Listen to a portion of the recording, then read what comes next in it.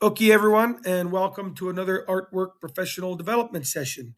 Getting watched, submitting your artwork to a film festival with Brenda Lieberman. Brenda is the co founder and festival director of the Calgary Underground Film Festival, or CUFF, and the lead programmer for the Calgary International Film Festival.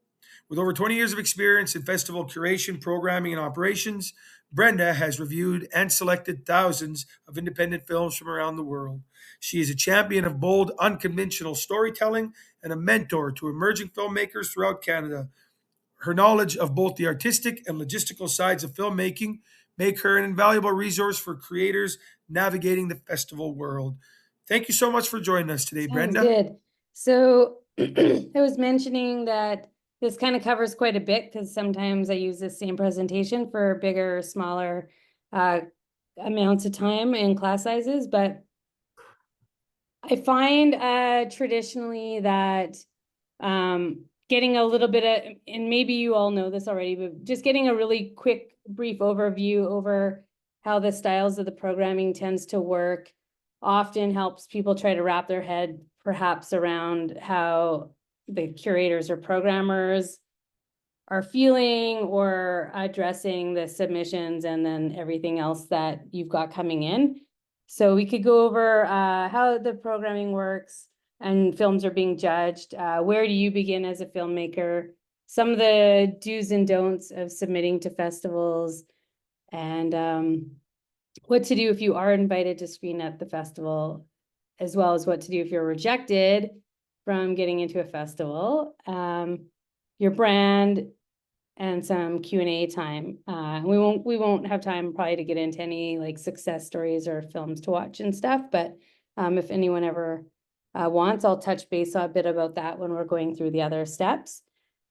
So into the festival programming portion of it. With all the different film festivals, I'm gonna let Colleen switch to the next. Is that cool, Colleen, if I just say over to the next? Hopefully that works. Anyways, how does festival programming work? So when it comes to short films with the festival, we pretty universally like to program them into buckets, into sections, into packages. Usually a package runs, 90 minutes to 110 minutes. And typically they'll either be thematic or they'll be by filmmaker, by genre, or by type of film. So when we're trying to fit it together, it could be anything from documentaries, animations, it could be date night, relationship, you name it, when we're trying to pull together a package. These packages with a lot of festivals are either predetermined or they're determined based on what's kind of rising to the top of the submissions when we're trying to figure out what we want to show. With each festival, as some of you might be aware, we've got different amounts of shorts that we could show in different amounts of packages. An average package might be 7 to 10 short films. Most festivals don't like to go past 10. And then each festival is going to have a certain amount that they can afford to fit into their overall scope of their event. So CIFF, for example, we show about 13 shorts packages. And our Underground Film Festival in April shows 3. So just totally different sizes of events. And then in addition to that, we all show short films, or like to, where possible, before features. And the shorts before features tend to be anywhere, looking for pairings that could be country, could be theme, again, could be anything that really relates to the feature that it's paired with. But the pairings tend to be in the same time blocks that we talked about with short packages. So anything from an hour and a half to 2 hours. And where we kind of like to explain a bit of this process is because it often comes back to film length and people asking us about how films get into festivals. So we'll touch on that in a little bit, but those points have all, pretty much been covered. when we're judging the films, most festivals have a series of selection of volunteer programmers and previewers who are watching the submissions as they come in. So we're relying on a pretty heavy dedicated team to get through everything. And then we all have different scoring methods. So, CIFF might have upwards of like 40, 50 different previewers, and CUFF will have, let's say, 20 to 30 different previewers. And they'll specialize sometimes in shorts or features and whatnot. So the idea is that you're trying to have your short or your presentation get through 1, 2, or 3 volunteers often before it's going to get to a programmer who's going to make a final decision about your film. So when we're talking to the different volunteers and previewers about what we're looking for in the films, we're often talking to them about, what matters the most to us. So it's going to be everything from the creativity of the films, the production value, how well the entire film is done. Things that might come up later in this conversation are, should I submit a work in progress or an incomplete film to a festival? And these are things like your film at this stage is being judged. And I often tell a filmmaker, most of us do not have time or capacity to rewatch films when they change. So there's something to keep in mind that, it's like putting your best version of yourself or the film forward when you're going to have it go through a committee that's going to be taking a look at it. So when it comes to submission deadlines, and we could get into it a little bit more later, if the deadline isn't up, or if you're getting a waiver because you're an Alberta filmmaker or whatever the case may be, I just say wait until you have as much as your film completely done as absolutely possible before submitting it, and still meeting the deadline, because to the point above, a lot of volunteers can't wrap their head around, or they can wrap their head around it, but they sometimes can't look past it when they see ADR notes, time coding, incomplete sound, lighting, all sorts of things that are done on the rough videos that we tend to sometimes get with submissions. So just keep that in mind, because often we get asked if we will rewatch things later, and it's very rare that there's an opportunity for us to do that. So the next slide is, where do you begin? So when you've got your film, if you aren't already familiar with it, and I'm not sure where everyone is in their filmmaking careers, but pretty much everyone should have a Film Freeway profile now. That's the most common way to submit to festivals with your film. So for my advice to all filmmakers is also making sure that everything about your your Film Freeway profile is completely up to date. So when film festivals are taking a look at profiles of filmmakers, if you like the film, you want to know a little bit more about it, you want to see if it meets the guidelines, you're going to go and look at the film. We're going to go and look at the filmmaker's profile on Film Freeway. So it's important that you don't skip over all the different fields that might be helpful to a programmer or festival in making a decision about your work. Having the most recent completion and production date of your film, not something that's 2 or 3 years old. If you've got space to have a cover letter or a bio, director's notes, anything that you can say about yourself. It doesn't have to be really long. People don't really read too much, but they definitely, we look at it all the time. There's custom questions I always tell people, like most people don't like to ask them and answer them anymore, but the custom questions are super helpful when it comes to identifying what we're looking for in different submitters for the festival and the different criteria that we have to reach. So it's always worthwhile to consider completing those custom questions if there are any of them. I'm a big fan of, I'm going to combine these points, but research. and Vimeo staff picks.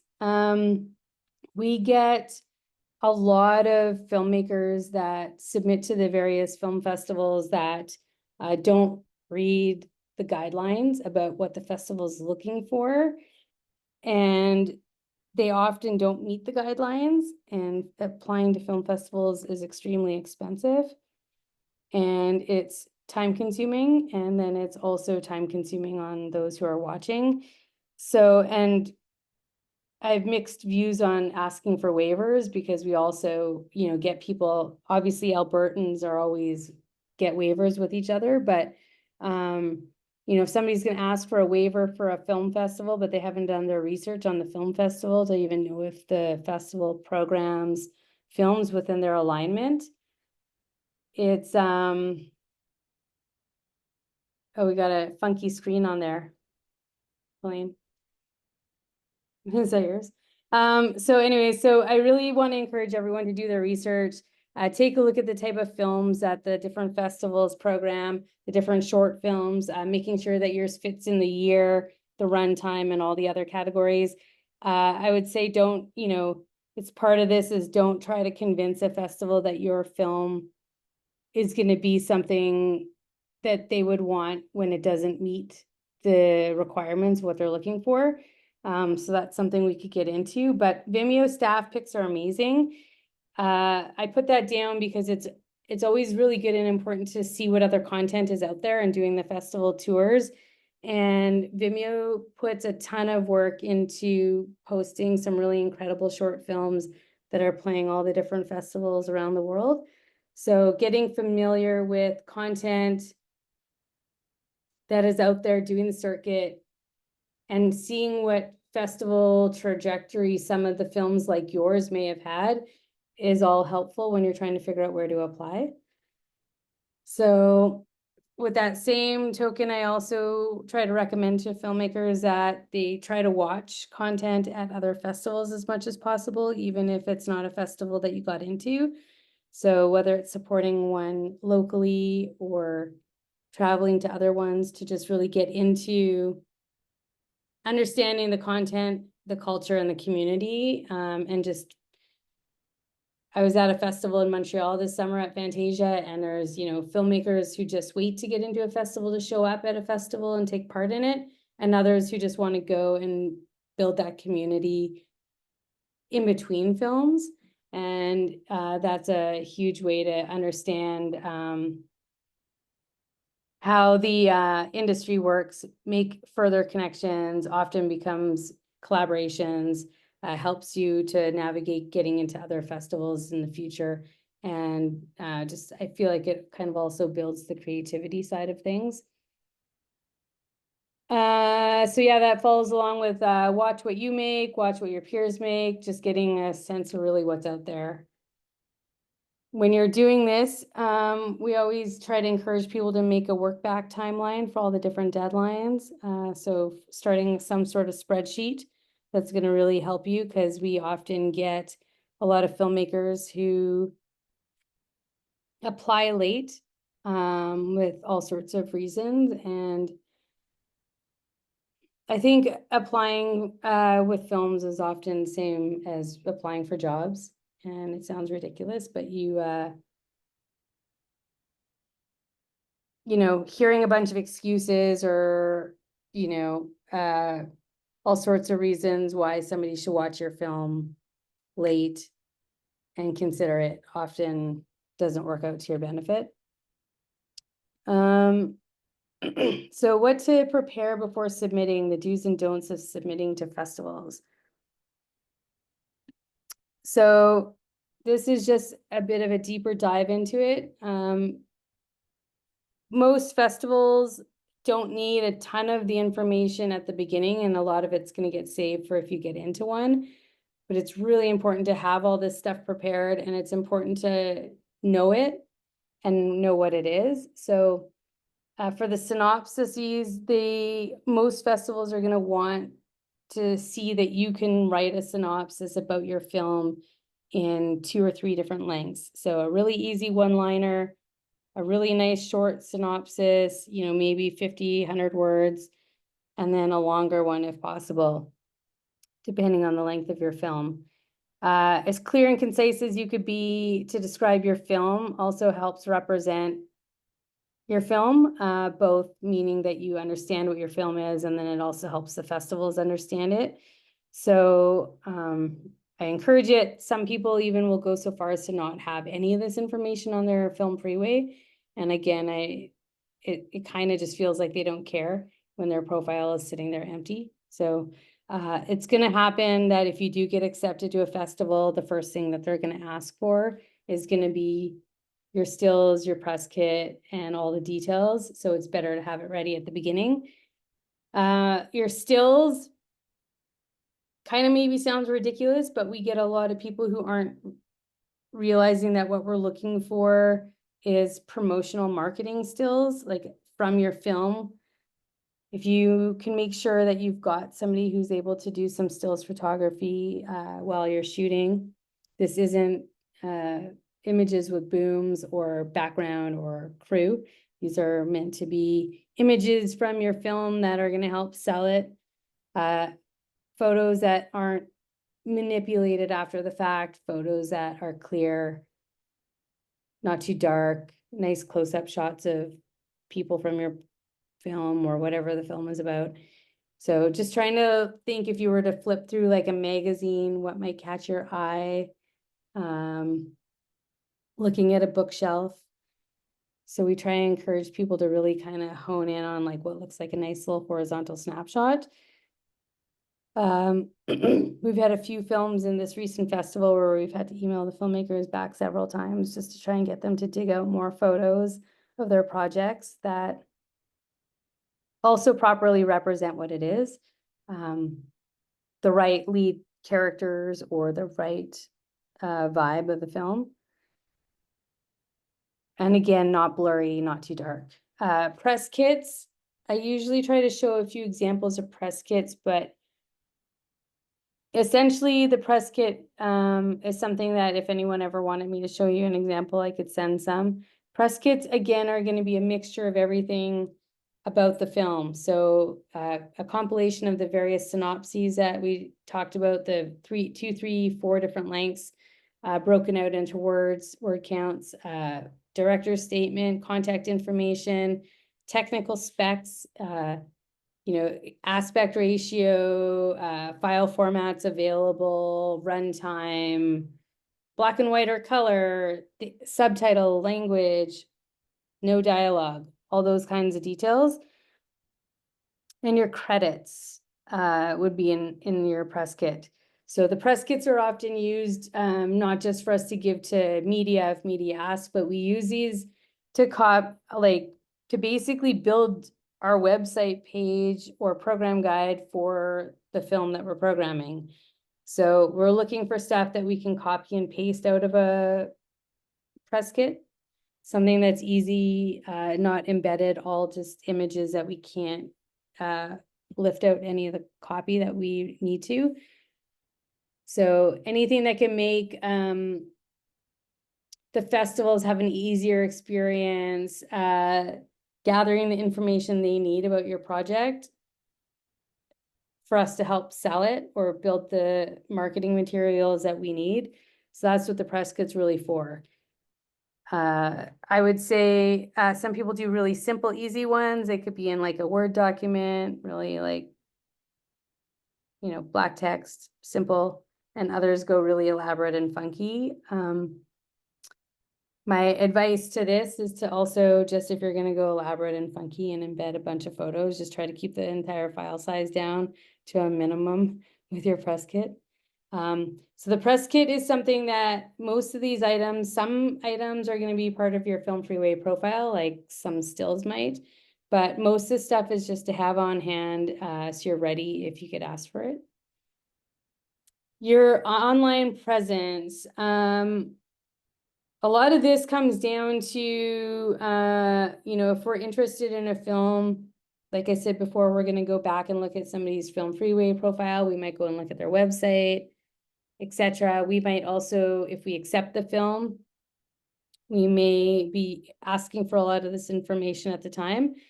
So my advice to this is just only do what you think you can manage and keep up with and keep up to date.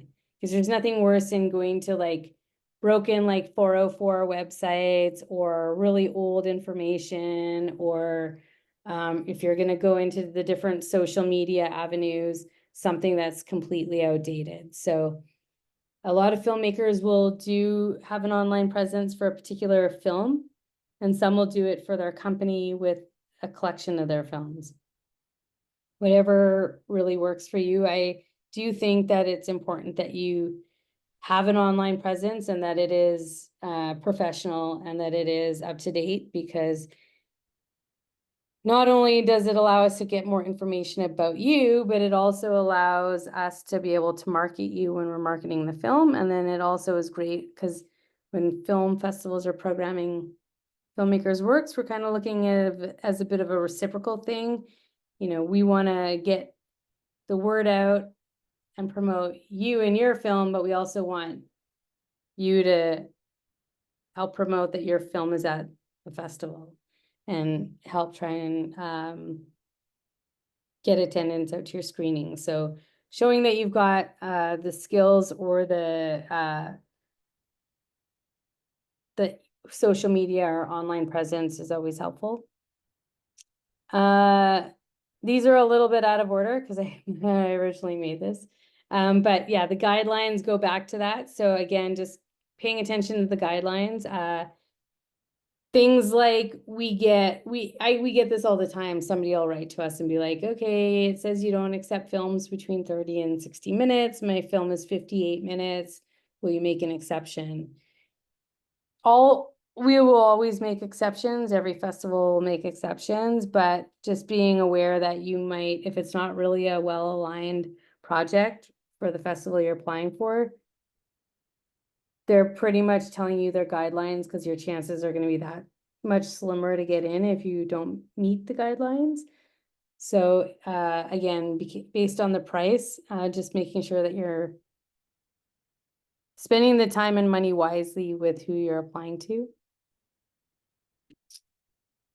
Also, keeping in mind that the festivals are looking for they're looking for content primarily that's not been released yet or not online yet. So we get a lot of filmmakers who will maybe preemptively post their film to their own YouTube channel or some other platform and then still apply to festivals. It might limit your film from getting in, or it might disqualify it from getting in. So just being aware that the festival process is, could be a year or two from when you're tending to release whatever your work is publicly. Also, a lot of festivals really try to have local premieres. So try to hold back on, booking your own theater and doing a big cast and crew screening, red carpet event, calling it a world premiere, or just inviting all the friends and family out to your screening.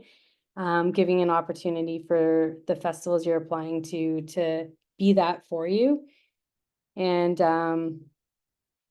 if you're not having festival success, then obviously that's a different story if you want to do your own event. But we really try and encourage filmmakers to pace themselves on that. What to do if you are invited to a festival. If you are invited to a festival, which would be awesome, we really try and encourage filmmakers to actually find a way to attend. Attending the festivals goes back to the same point I had earlier with trying to attend them as much as you can, even if you don't have a film in. It's really great to get to know the other filmmakers. It's great to get to know the programmers. It's great to see how your film plays in a shorts package or a feature, or however it's being played, how it's resonating with the audience. To me, it kind of all is part of the learning experience as an artist, and we do the same as programmers. We make sure to watch as many of the films as we can with the audience that we've picked. We try to go to as many of the festivals, build those relationships, strengthen the community. The technical delivery, this comes up a lot. So the majority of festivals are going to still ask for a DCP file of the film, although some are going to ask for, will accept an MP4 or a ProRes or other formats. Some will charge you to make a DCP if you don't have one, and some will charge you if you've used a freeware versus having it professionally made with a licensed DCP creation software. So just yeah, it's the latest digital cinema projection format that a lot of festivals are requiring to show your work. So if, you know, for us, for example, like if you're applying to CIFF or CIFF, in many cases, we'll make them for the filmmaker based on the files that they send us. And those that we'll make are only for in-house, they're not for you to take away. But others are going to require you to figure out how to get that made. So whether it's somebody in Lethbridge or somebody in Calgary, or if you could talk, you know, start to figure it out now while you're thinking about your film, looking at what the different festivals are accepting. For us, you know, we work with a local technical provider that offers services to local filmmakers to make the files for them, so the festivals, so they're festival ready, and he just charges, you know, a set amount per short that's accepted into the festival. So if you have any questions about that, I could always see what information we could provide, but I would say kind of do a bit of that research on it, and just take, when you are applying to festivals, it's important to just try and figure out what they're going to be asking for the final deliverables. When you first apply, you're only going to be using a Vimeo link, you know, with a private password or something that's embedded as a Vimeo into Film Freeway or a film file. Some use unpublished YouTubes, but it's that after the fact concern about figuring out how to do the technical delivery. So some will take a MP4. And the PR side of it is mostly just trying to encourage filmmakers to, you know, ask the questions and also see where you can help along the way. So every festival, just some slight tips, they're going to have an announcement date, trying not to precede the announcement date by posting things online the second you get invited to a festival. Try and obviously wait to follow the process that the festival is going to have lined up for when to announce it and when to help starting to promote it. Most festivals don't have a big marketing and PR team, and they can't always focus on each film individually. So, you know, if you can help try and get the word out to friends, family, or if you have a subject matter of a film or a cultural organization or it could be anything that you can help try and do some research to help try and get people out to the film and the screening, that's always great. Some people ask if they should get a publicist, and I think without knowing the size of various people's projects, it's kind of a tough question to answer, but usually with feature films, some people, depending on the festival, will go into that direction, but with shorts, I wouldn't worry about it. And unless you're like really fortunate to get into a high profile festival with a feature, it's not something I would spend the money on. What to do if you're rejected is the next one. Most festival program, well, I would go so far as to say every festival programmer hates the rejection process. We agonize over even what to program and fit in as many films as we can. And rejection process is hard for us as well, but we understand it's really hard on the filmmakers. We really just try to encourage filmmakers not to blow it for their future based on a rejection. So a lot of filmmakers, not a lot, but there's occasional filmmakers that'll go public. They'll get mad. They'll write really mean emails, letters. They'll slam the programmers, the festivals. They might slam the films that have been selected that, that they think is not as good as their film, etc. So just try to, it's the same thing. We always try to encourage people. It's just be really cool and casual about everything. It might really suck, but on the surface, like if you could, most festivals aren't going to offer feedback, unfortunately. Some will, but lots won't. And most of the time there's a lot more films that are great that just won't fit into the festival due to the amount of limited spots. But there's nothing worse than burning your bridge for future projects. Programmers talk, and we remember the nasty messages. So I would say that you're going to make work in the future. It's better to just kind of be polite about it, and sometimes we can make recommendations of other festivals or avenues for your project. So I would say the only thing I didn't really kind of mention above, which I kind of tried to allude to, is the runtime length. A lot of people ask about runtime and try to figure out if there's a magic runtime. And shorts before features, it's always really fantastic when there's shorts that are 9 minutes and less. Occasionally we can fit in ones that are up to 12 minutes, but shorter is often better for shorts before features. And the shorts in the packages, is a lot of it is to try and have us find ways to get more films in that we can. So keeping your short just as tight as you possibly can. It often feels like a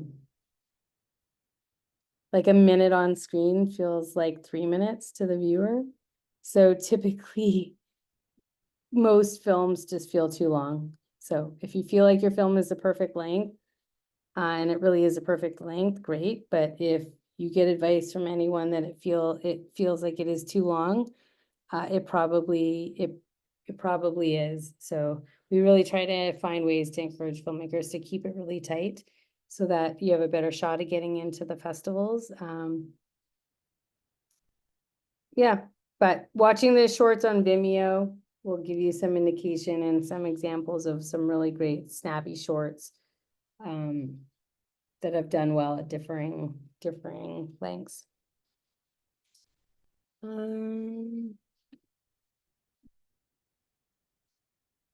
I wouldn't worry so much about the other stuff. I guess the only thing on this slide 7 before we open it up for questions is that when you are working on your brand or your website, social media, or anything about yourself, same goes for IMDb. So trying to keep your IMDb profile as up to date as possible. Have everything be, festivals are really more focused on the release year, not the production year. So if a film is doing the festival circuit in 2025, it would be a 2025 film.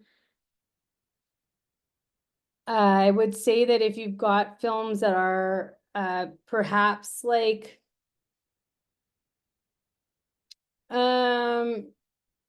if you're a first feature filmmaker, for example, but you've made a couple student projects and it's not really the films that you've put out to festivals or the films that you want kind of on your resume, just keep in mind about what you keep on your IMDb profile. Those profiles are used often for everything from us trying to get a sense of where a filmmaker is in their career. And then also, it could impact you later on too, if you were, let's say, applying for a telefilm with a talent to watch or something a first feature. If you've had previous works that you thought you might try to get into festivals with, but they were student projects that you didn't maybe feel were the right projects to get out there, but they're making it look like you've got a lengthier career than you maybe have. Just trying to be careful with that. Mostly because we've seen that with a few filmmakers who've done kind of like a few scrappy projects on their own, and then they go to apply for, you know, their kind of real first feature, and then they've all of a sudden disqualified themselves from emerging categories. So just keeping some of those details in mind. Yeah, I would say that that's mostly the nuts and bolts of it. So yeah. Okay, thank you so much, Brenda. Very insightful stuff you've delivered to our audience here today. And thank you for joining us, everyone. Check in next time for another one of our artwork professional development sessions, and you could go and view more of our content on artslethbridge.org. Kidegan Matson Ochbawa.